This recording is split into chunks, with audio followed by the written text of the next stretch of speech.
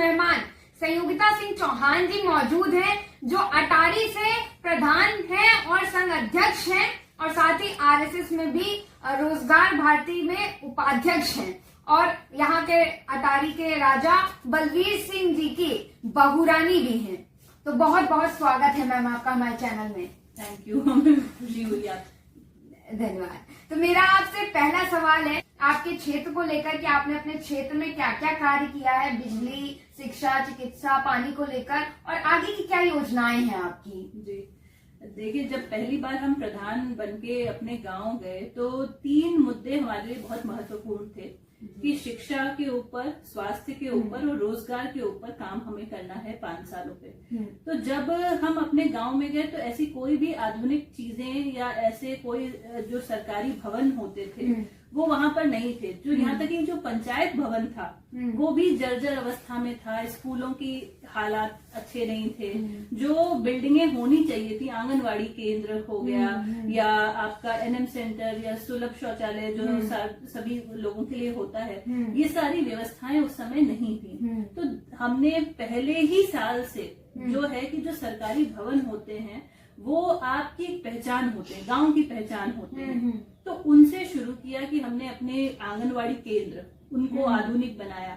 वहां बाउंड्री नहीं थी, उस आंगनवाड़ी केंद्र को खूब सुसज्जित किया। उसमें बच्चों के खेलने के लिए बहुत सारे खिलौने, जो कुर्सियां, मेजें, एक जो आर्टिस्टिक माहौल होता है, कलरफुल माहौल होता है, तो वो आंगनवाड़ी में दिया। तो उससे राज्यपाल जी महोदया जी ने भी उन्होंने भी अपने, हमने उनको ये बताया था तो उन्होंने भी एक लर्निंग किट एक प्रोत्साहन के तौर पे भिजवाई। तो आंगनवाड़ी केंद्र से शुरू हुई जर्नी हमारी। फिर धीरे धीरे अमृत सरोवर हमने अपने गांव में बनाया और सुलभ शौचालय, जो सभी जो बाजार हमारे यहाँ अटारी में हफ्ते में 2 बार लगती है, तो उनके लिए कि भाई जो आते हैं बाजार में तो गंदा इधर उधर ना जाए, तो उसके लिए बाजार में ही शौचालय की व्यवस्था की गई। फिर आंगनवाड़ी केंद्र के बाद पानी, जब हर घर नल की जो योजना चल रही थी तो पानी की टंकी अपने ग्राम पंचायत में बनाई गई। अपने दोनों स्कूल जो है पूरे बहुत सुंदर किए गए, सब में टाइल्स लगवाए गए, स्कूल्स में, क्लास में प्रोजेक्टर कराए गए। बच्चों के लिए एक खेलने की जो व्यवस्था होनी चाहिए, इंटरलॉकिंग है, से लेके सब स्कूल को एक आधुनिक तौर पे उनको बनाया गया कि वो रोड पे है तो देखते बनता है। और ऐसा पूरे माल ब्लॉक में ऐसे सरकारी स्कूल नहीं है। उसके बाद सचिवालय हमने अपने यहाँ बनाया। सचिवालय 8 कमरों का पंचायत भवन, जो जर्जर भवन था, अब हमारी अटारी ग्राम पंचायत में 8 कमरों का मिनी सचिवालय है, जिसमें वाईफाई की सुविधा है, इन्वर्टर है, सोलर है, और यहाँ तक कि हम लोगों ने जल संरक्षण का भी उसमें काम करा। लाइब्रेरी है, जहाँ जो अटारी गांव के और आसपास के बच्चे आते हैं, पढ़ते हैं लाइब्रेरी में, पंचायत भवन में। कंप्यूटर की व्यवस्था है, इन्वर्टर है, और एक बहुत बड़ा मीटिंग हॉल है, और फॉल सीलिंग है, और ये पीवीसी पैनल है। मतलब कि ऐसा पूरे लखनऊ जिले में नहीं है ऐसा मिनी सचिवालय हमने अपने ग्राम पंचायत में अपने ग्रामवासियों को बना के दिया। तो ये सारे काम, जो health and wellness centre, NM centre, तो और पोषण वाटिका, ये सारे सरकारी भवन अपनी ग्राम पंचायत को हमने दिए इन सालों में। अभी भी 1.5 साल का समय बाकी है। उनमें भी यही है कि ज्यादा से ज्यादा अपने गांव को कैसे सुंदर बना सकते हैं, कैसे स्वास्थ्य संबंधित चीजों को लेके लोगों को जागरूक कर सकते हैं। कोविड के दौरान कोई भी अनहोनी हमारे गांव में नहीं हुई, क्योंकि सभी अपने यहाँ निरंतर मेडिकल कैंप्स लगते रहते हैं। किशोरियों के लिए भी मेडिकल कैंप्स लगते रहते हैं। समय समय पर लोगों को जागरूक अभियान चलाए जाते हैं। पानी, जल संरक्षण को लेके, पानी के ऊपर भी, जैसे पानी संस्थान, कई ऐसे एनजीओज हैं जो लखनऊ से अपने गांव से कनेक्टेड हैं, और एक तरीके की पूरे समाज सेवा का भी काम हम लखनऊ से लेके अपने माल तक करते रहे। ठीक है। बेरोजगारी और महंगाई एक बड़ा मुद्दा है। कैसे आप बेरोजगारी को मिटा करके लोगों को रोजगार देने की क्या रणनीतियां हैं आपकी। देखिए, अभी बेरोजगारी एक बड़ा मुद्दा है, क्योंकि जो हम लोग माल मलिहाबाद का जो इलाका है वो मैंगो बेल्ट है, और साल में एक बार आम की फसल आती है। उसके बाद ज्यादातर करके युवा जो है वो मेट्रो सिटीज की तरफ पलायन करता है। ये बॉम्बे, पुणे, चंडीगढ़ ऐसी जगहों पे वो जाता है, क्योंकि रोजगार के साधन कम है, मैंगो बेल्ट है, कोई चिन्नी उद्योग लग नहीं सकता। तो सरकार द्वारा अभी टेक्सटाइल पार्क अपने ही अटारी फार्म, जो अटारी गांव है उसके लगा हुआ अटारी फार्म है, वहाँ टेक्सटाइल पार्क का प्रस्ताव आया और उस पे काम भी सरकार ने शुरू होने वाला है। 4 लेन रोड की कनेक्टिविटी होने वाली है और लाखों लोगों को टेक्सटाइल पार्क से जो युवा पलायन कर रहे हैं मेट्रो सिटीज में, वो जो समस्या है वो कहीं हद तक वो सुलझने वाली है। क्योंकि आम के प्रति भी, जैसे कि अब एक बैग्स आते हैं जिनपे आप मतलब कि इस आम के फसल को लेके भी हम जो अधिकारी हैं वो जागरूक हो चुके हैं कि कैसे फसल बढ़े, कैसे एक्सपोर्ट ज्यादा बढ़े। तो ट्रेनिंग अब ज्यादा होने लगी किसानों की और लोगों को बताने, जैसे जो हम बैग्स की जो बात कर रहे हैं, अब की बार उन बैग्स का 70,000 से ऊपर मतलब कि बैग्स का इस्तेमाल हुआ और उन बैग्स को आम के ऊपर लगाने से उसका साइज बढ़ा हुआ मिला, उनमें कोई भी दाग धब्बा या कोई भी इंसेक्ट ने जैसे नहीं उसको छेदा, तो उसका जो आम का रेट था वो किसानों को अच्छा मिला और एक्सपोर्ट भी हम आम जो है ज्यादा कर पाए। तो ऐसी कई तकनीक जिन पे काम किया जा रहा है, अधिकारी और शासन प्रशासन जो है इस समय जागरूक भी है और जब से मोदी सरकार, भाजपा सरकार है, तो नए अवसर आ रहे हैं धीरे धीरे और वो काम जो बेरोजगारी मुद्दा है वो कहीं ना कहीं उससे हम लोगों को राहत जरूर मिलेगी। जी ठीक है। अक्सर सोशल मीडिया पे आपकी गाय के साथ तस्वीरें देखने को मिलती हैं, उस पर आप क्या कहना चाहेंगे? गाय, क्योंकि हम अटारी में अपने घर में हमारी गौशाला है और गौशाला में कम से कम 20-25 गाय हैं, तो अटारी में हमारा बहुत समय बीतता है और गायों के बीच में रहना, उनकी सेवा करना हमें अच्छा लगता है। और माल में भी कई गौशालाएं हैं जिनमें जाना होता है, हमारा गौ सेवा करने का अवसर मिलता है। और मलिहाबाद में भी गोपेश्वर गौशाला जो बहुत प्रसिद्ध है, तो वहाँ पर भी हम काफी समय से जुड़े हैं। तो वो एक भाव है, जो सेवा भाव है, वो हम समाज की सेवा, जनता की सेवा भी करते हैं और गाय जो हमारी गौ माता है, तो वो भी एक तरीके का आशीर्वाद है और सेवा करने का अवसर मिलता है तो अच्छा लगता है। जी, आपने अपनी शिक्षा कहाँ से ग्रहण की है, कितनी ग्रहण की, थोड़ा सा उस पर प्रकाश डालें। हम वैसे सीतापुर के रहने वाले हैं और हमने BBA MBA किया था। MBA हमने मुंबई से ह्यूमन रिसोर्सेज और मार्केटिंग में हमारा HR में मेजर रहा है, India Europe international business school से। और शुरू से ही हम एक तरीके की होता है समाज सेवा से कार्यों से जुड़े रहे हैं और चीजों को लेके थोड़ा मुखर भी रहे हैं कि क्या सही है क्या गलत है, हमारे अपने एक विचार हमेशा से रहे हैं। आप कह सकते हैं कि लीडरशिप क्वालिटी हमारे स्कूल से ही शुरू हो गई थी कि कहीं ना कहीं कुछ चीजें, कुछ एजेंडा सेट करना और उसके लिए लड़ना और चीजों में अपनी हामी जो सही है उसके लिए खड़े रहना उसका, तो वो लगातार स्कूल कॉलेज के दौरान रहा और फिर आगे भी आप अपना काम हम कर रहे हैं, समाज के लिए समर्पित हैं। ठीक है। आप एक महिला प्रधान हैं, तो आपने महिलाओं के लिए क्या क्या कार्य किया है अपने क्षेत्र में और आगे की क्या रणनीतियां रहेंगी और उनके लिए कोई संदेश? देखिए, आज की नारी जो है वो स्वावलंबी होना चाहती है, क्योंकि अगर आप गांव में देखें तो महिलाएं भी बढ़ चढ़कर अपने घर में एक रोजगार का साधन में एक सहयोगी के रूप में करना चाहती हैं। तो उन महिलाओं के लिए हमने बहुत सारी ट्रेनिंग, जैसे कि स्वयं सहायता समूह, हमारे यहाँ 19 स्वयं सहायता समूह के बने हुए हैं, उनमें समय समय पे हमने ट्रेनिंग, जैसे सिलाई कढ़ाई ट्रेनिंग, ब्यूटिशियन की ट्रेनिंग और आप मशरूम की जो ट्रेनिंग, जो जिस तरीके का आदमी इंटरेस्ट रखता है, जैसे बहुत महिलाएं किसानी में इंटरेस्ट रखती हैं तो उनके लिए उस तरीके की बहुत आदमी चाहते हैं, क्योंकि आजकल ब्यूटी कोर्सेज बहुत डिमांड में है, गांव में भी है, तो उस तरीके की लड़कियों की, महिलाओं की ट्रेनिंग, जिससे कि वो स्वावलंबी होकर अपने घर से ही काम शुरू कर सके।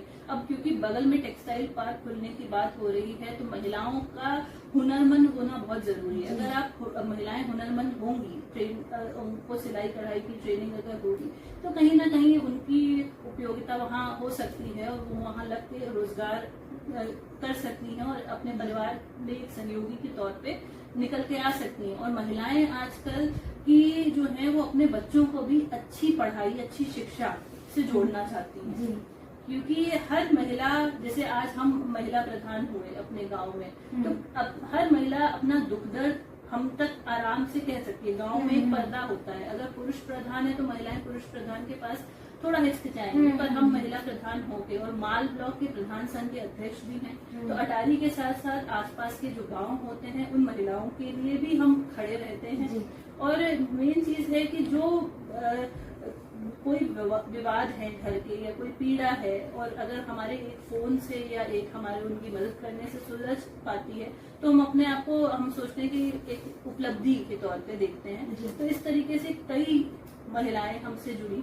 बीच में हमने एक दिव्यांग का बहुत बड़ा कार्यक्रम अपने क्षेत्र में कराया था, जिसमें 200 गांव में हम लोगों ने 200 गांव में सर्वे किया था। हमारा ये एक मोटो था कि पूरे क्षेत्र में एक भी दिव्यांग बचना नहीं चाहिए, क्योंकि वो आखिरी पंक्ति का जो व्यक्ति है उस तक भी वो उपकरण, दिव्यांगों के जो उपकरण है वो मिलने चाहिए। तो उसके लिए एक बड़ा मेडिकल कैंप कराया गया था, जिसमें कि कम से कम 500 ट्राईसाइकिल और व्हील चेयर और बैसाखी, ये सब चीजें, उपकरण, चाहे हर लड़की, महिला, कोई दिव्यांग हो, सभी को उपकरण, और एक भी दिव्यांग अपने क्षेत्र में बचा नहीं था। तो ऐसे करके ऐसे लक्ष्य हम साधते हैं जिससे कि ज्यादा से ज्यादा समाज में कल्याण हो सके, चाहे महिला हो, बुजुर्ग हो, पुरुष हो, जिसको जिस तरीके की आवश्यकता हो। और देखते हैं कि समय की क्या मांग है, किन विषयों पे काम करना चाहिए,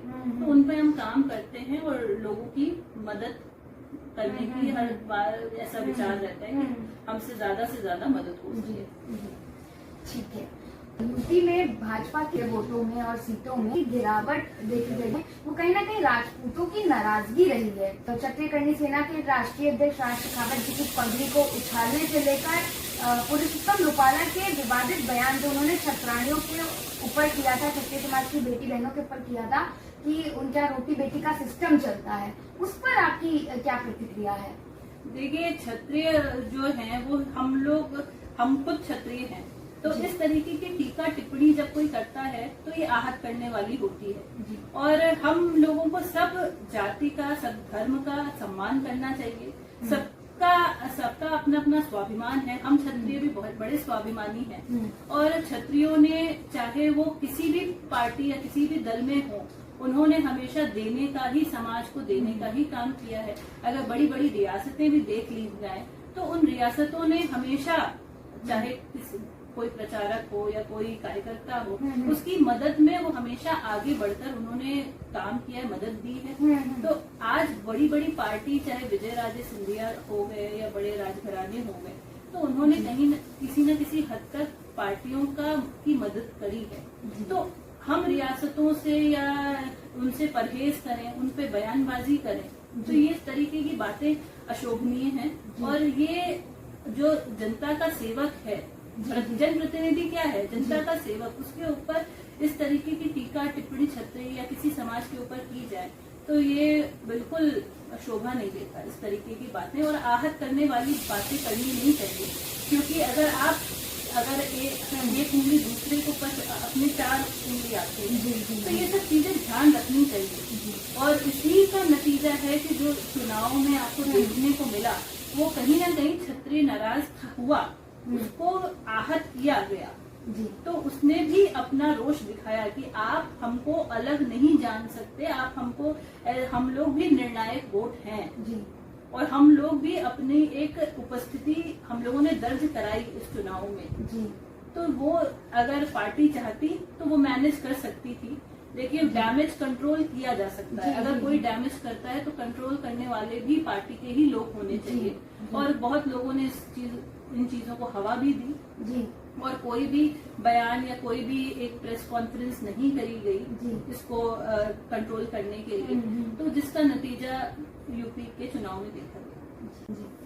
ठीक है संयुक्ता जी, नीट पेपर लीक का मामला सामने आया था, जिससे कई बच्चे निराश हैं, बहुत से बच्चे सुसाइड कर रहे हैं और अक्सर पेपर लीक के मामले सामने आ रहे हैं, तो उस पर आप क्या कहना चाहेंगे? देखिए ये एक तरीके की हम इसे विफलता कहेंगे, क्योंकि इतना डिजिटल आजकल जमाना है जी। और हम लोग डिजिटलाइजेशन की तरफ इतना है, और सोशल मीडिया, व्हाट्सएप, आप सोचिए हर चीज इतना वो है। उस समय पेपर लीक होना बच्चों के लिए एक तरीके का निराश होने की वजह होती है। वो इतनी मेहनत करते हैं, उनके साल बर्बाद होता है।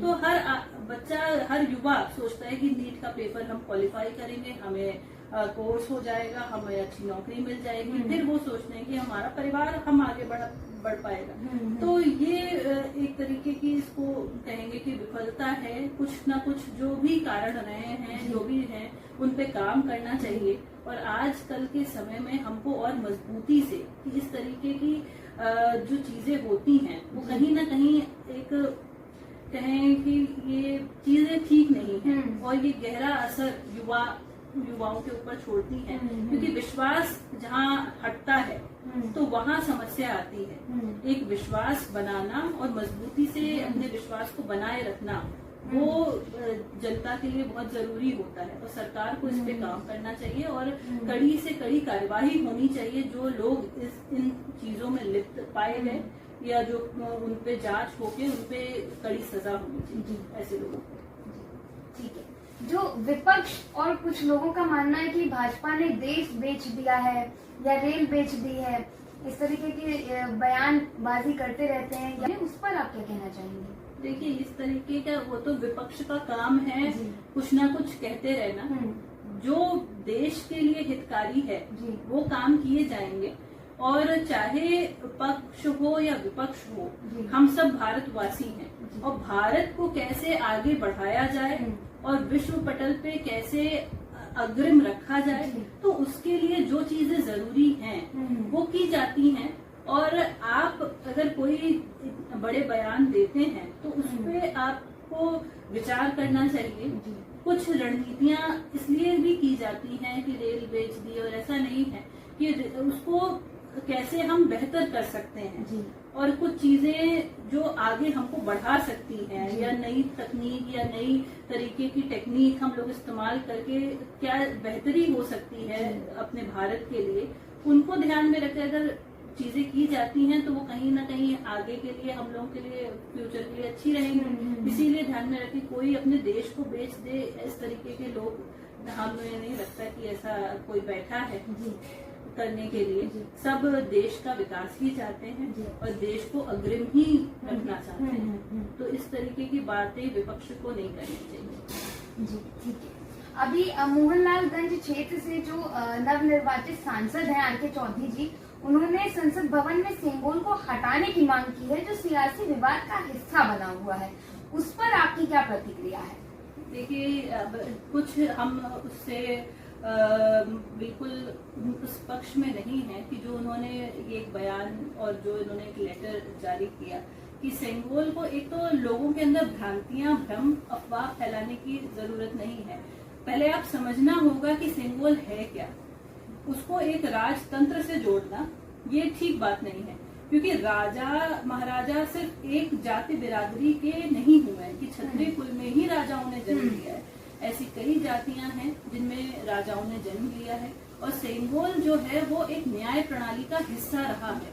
जो आपको, जो दरबार में या जो जनता के हित में, चाहे आप जो आता था, जो भी शिकायत दर्ज कराने जो व्यक्ति, तो उसको तुरंत निर्णय मिले, उसमें डिले ना हो। जो ये तारीख पे तारीख वाला लगता है, ये चीजें ना हो। अगर कोई भी आया है आपके दरवाजे, उसको तुरंत निर्णय मिले, तो वो एक विश्वास का प्रतीक है, एक न्याय का प्रतीक है। अगर आप 5 साल सत्ता में आए हैं तो जो आपके एजेंडा हैं तो उन 5 सालों में फुलफिल हों, और वो उस चीज का है कि आपको उसको डिले नहीं करना है, उसको देरी नहीं, देन एंड देयर उन पे चर्चा होके उस पे निर्णय लिए जाए।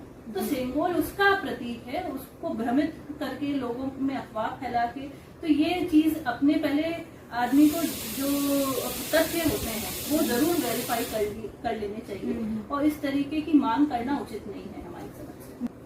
ठीक है। एक और नारेबाजी जो है वो सियासी विवाद का हिस्सा बना हुआ है, ओवैसी ने अभी संसद भवन में शपथ ग्रहण करते समय जय फिलिस्तीन का नारा दिया है हिंदुस्तान में, भारत के अंदर उनकी सदस्यता भंग करने की मांग की जा रही है, उस पर आपकी क्या राय है? देखिए, इस तरीके के नारे संसद भवन में होना ये एक अपमानजनक चीज है।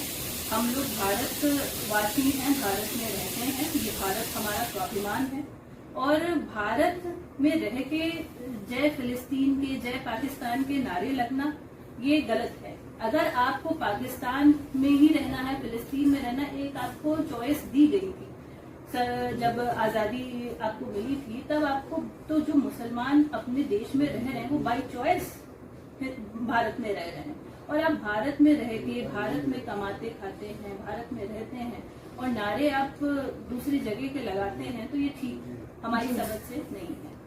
ठीक है। मुख्तार अंसारी के बेटे अब्बास अंसारी का एक वीडियो सामने आया है, काफी टाइम से वायरल चल रहा है वीडियो। उन्होंने अपने वीडियो में कहा है कि एक बार सपा की सरकार आ जाए फिर बदला लिया जाएगा, हिसाब होगा, किसी भी अधिकारी का ट्रांसफर 6 महीने तक नहीं कराया जाएगा। उस पे आप क्या कहना चाहती हैं, उस पे आपकी क्या राय है? देखिए, अब चाहे सरकारें कोई भी आए, जो प्रशासन, जैसे कि अगर कोई अधिकारी अच्छा काम करता है, सबकी एक समय सीमा होती है, हर अधिकारी की समय सीमा होती है।